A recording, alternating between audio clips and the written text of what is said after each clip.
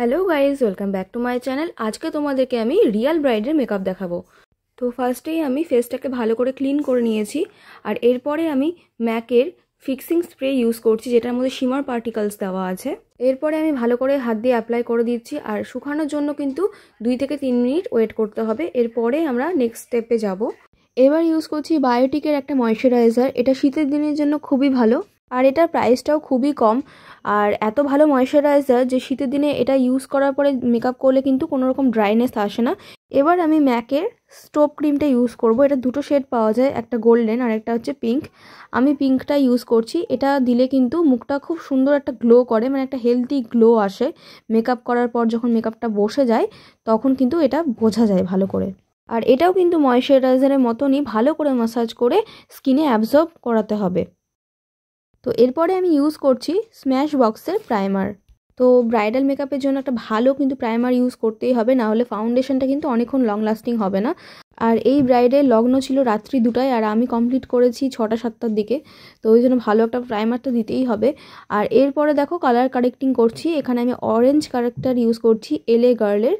যদিও এই ব্রাইডের তেমন ডার্ক সার্কেল ছিল না, কোনো রকম ডার্ক প্যাচেস ওরকম ছিল না, তো তাও আমি অল্প অল্প দিচ্ছি যাতে মেকআপটা একদম গ্রে না হয়ে যায় ফাউন্ডেশন অ্যাপ্লাই করার পরে। তো এখানে কিন্তু আমার স্কিন প্রিপারেশন কমপ্লিট, আর প্রত্যেকটা স্টেপের মাঝে কিন্তু আমি অনেকটা করে গ্যাপ দিয়েছি।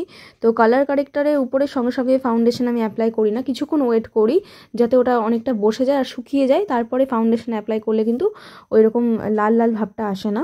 তো এখন আমি আইব্রো করছি, আর এই আইব্রো করার ফুল টিউটোরিয়াল আমি তোমাদের সাথে আগেও শেয়ার করেছি একটা শর্টসে, কিন্তু এটার উপরে কোনো লং ভিডিও করা হয়নি। তো আমি চেষ্টা করছি তোমাদের সাথে খুব তাড়াতাড়ি একটা ভিডিও শেয়ার করার। যাদের আইব্রোস করা আছে তাদেরও তোমরা জেল লাইনার দিয়ে আইব্রো করতে পারবে, আর অনেকেই আছে যারা আইব্রো প্লাক করতে চায় না, তাদেরও কিন্তু করতে পারবে। এবার একটা কনসিলার নিয়ে আমি আইব্রোটাকে ভালো করে ক্লিন করে নিচ্ছি যাতে একদম নিট ক্লিন ব্যাপারটা আসে।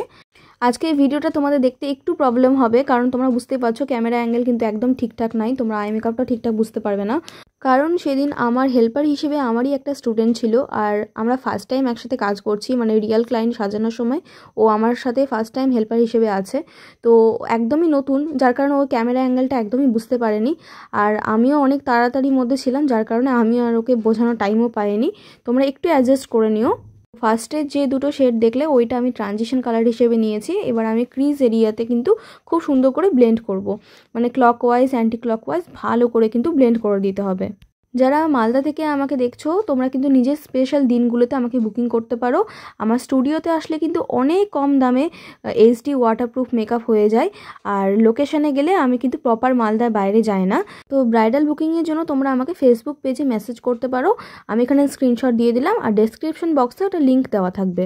তো এবার দেখো আমি একটা ডার্ক শেড নিয়ে নেবো, মানে আগে যে শেডগুলো নিয়েছিলাম তার থেকে একটু ডার্ক শেড নিচ্ছি। নিয়ে এবার আমি কিন্তু আউটার কর্নারে ভালো করে ব্লেন্ড করে দিব। আর আরেকটা জিনিস কি বলো তো, মডেলের উপর কিন্তু আমরা নিজেদের মনের মতন করে কাজ করে থাকি, কিন্তু যখন রিয়াল ব্রাইডের উপর আমরা কাজ করি তখন কিন্তু নিজের মনের মতন করে করি না। কারণ আমরা সাজেশন দিতে পারি ব্রাইডকে, কিন্তু নিজেদের পছন্দটা আমি কিন্তু ব্রাইডের উপর চাপিয়ে দিতে পারি না, কারণ ব্রাইড কিন্তু আমাকে টাকা দিচ্ছে, ঠিক আছে, তার স্পেশাল দিনে সাজানোর জন্য। তো ব্রাইড আমাকে যেমনটা বলবে আমি তেমনটাই করে দিই।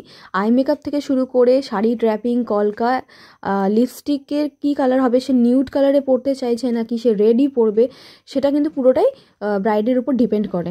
কিন্তু বেস মেকআপ কিন্তু আমি আমার মতন করেই করি। আর হচ্ছে যেগুলো ব্রাইড আসে সব ব্রাইডই কিন্তু এখন এইচডি ওয়াটারপ্রুফ মেকআপ চায়, তো আমি কিন্তু সব ব্রাইডকে এইচডি ওয়াটারপ্রুফই দিই। কিন্তু ফাউন্ডেশনের মধ্যে অনেক রকম ভাগ থাকে।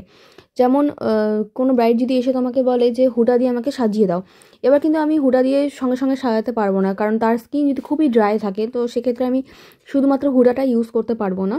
এবার কোনো ব্রাইড যদি বলে আমাকে ম্যাক দিয়ে শুধু সাজিয়ে দাও, তো তার স্কিন আমি দেখে সেটা বলতে পারবো যে শুধু ম্যাক যাবে কিনা বা অন্য কিছু অ্যাড করতে হবে কিনা। তো এইরকম ব্যাপারটাকে, মানে ব্রাইডের স্কিন যতক্ষণ আমি সামনাসামনি দেখছি সেক্ষেত্রে কিন্তু ম্যাক ইউজ করবো নাকি হুডা ইউজ করবো সেটা কিন্তু আমি আগে থেকে বলতে পারছি না।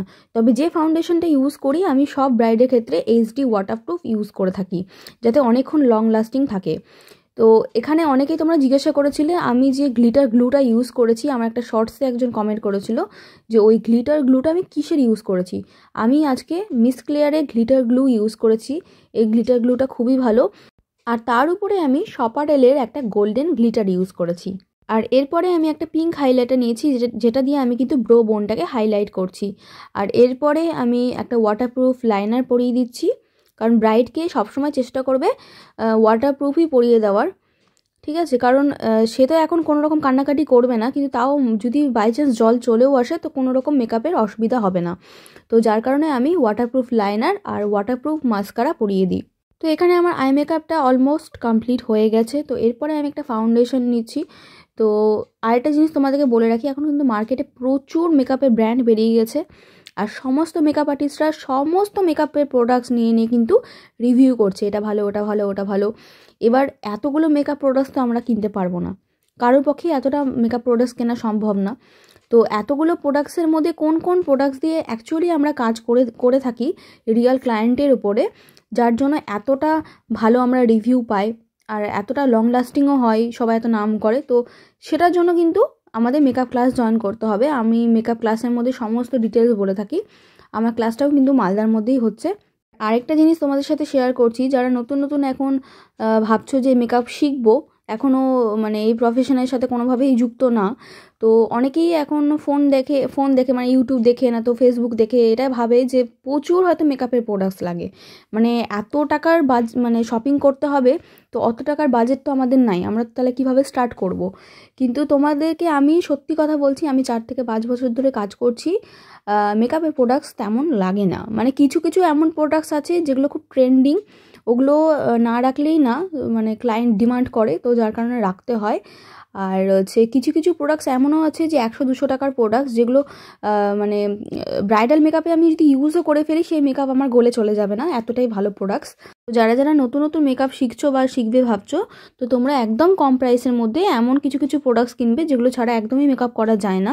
তো ওগুলো কিনে নিয়ে তোমরা প্র্যাকটিস করতে থাকো। এখন তোমরা বলতেই পারো যে কোনো মডেল তো টাকা ছাড়া আসে না, সবাই তখন পেড, কিন্তু তোমরা এই কাজটা করতে পারো, তোমাদের বাড়িতে যাকে পারবে তাকেই ধরে সাজাতে থাকো, দিদি, বোন, মা, পিসি, মাসি, কাকিমা, যাকেই পারবে, পাশের বাড়ি কাকিমা হোক, দিদি হোক, ভাই বোন, সবাইকে ধরে ধরে তোমরা সাজাতে থাকো।